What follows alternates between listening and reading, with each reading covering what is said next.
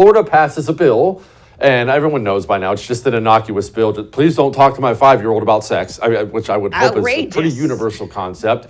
Yes, crazy. Well, of course, Florida Democrats and the rest of the country get really, really angry. They're no longer allowed to groom your children. That should creep everyone out. Well, Disney gets involved.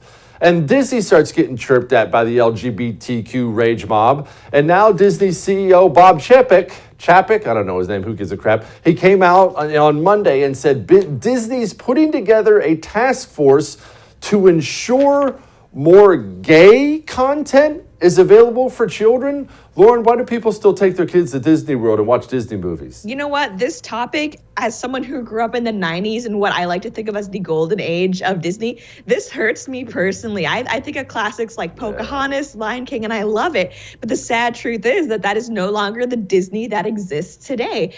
We've seen Disney be very woke on topics before. They frequently take part in pride celebrations. We also saw recently that they had an employee walk out over their, not even endorsement of the Florida bill, but just the fact that they tend to support pro-business politicians, of course, as a business.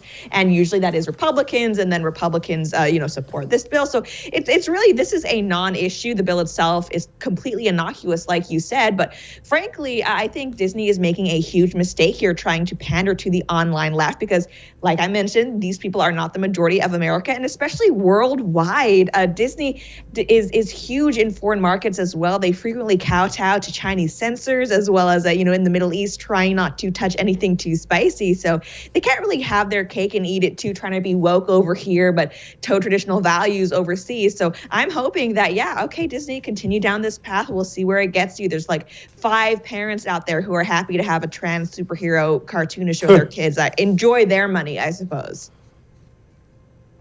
Lauren, finally, how did we get to a place as a country where it's somehow controversial to say, for the good of the nation, whatever individual choices people make, but for the good of the nation on a macro level, what we should be pushing culturally is young men marrying young women, making lots of babies, and staying married. Now, that's not going to be everyone's lifestyle. Obviously, it's just not going to work out that way for every single person. But as a country, why is it so difficult to say that's what builds strong countries? Everyone in history has known that.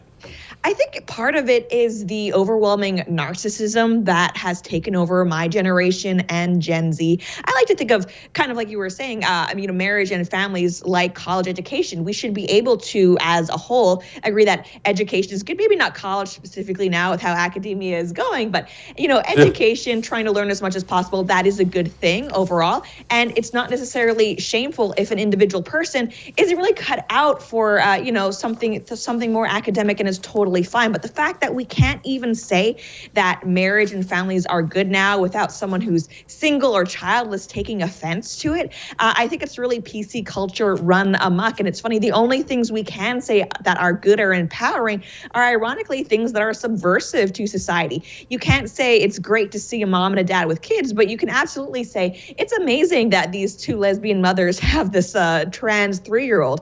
So it's really a topsy-turvy world right now. And I think for too long, conservatives or just normal people have allowed these bullies to control what we do and don't say. And I think as long as we keep letting them do that, control our speech, control our opinions, the Overton window will keep shifting toward the far left like it has so quickly over the past few years. Hey, thanks so much for watching The First on YouTube. If you liked what you saw, go ahead and like and subscribe. You heard me. Like it, subscribe. You'll get a lot more of it and a lot more of me.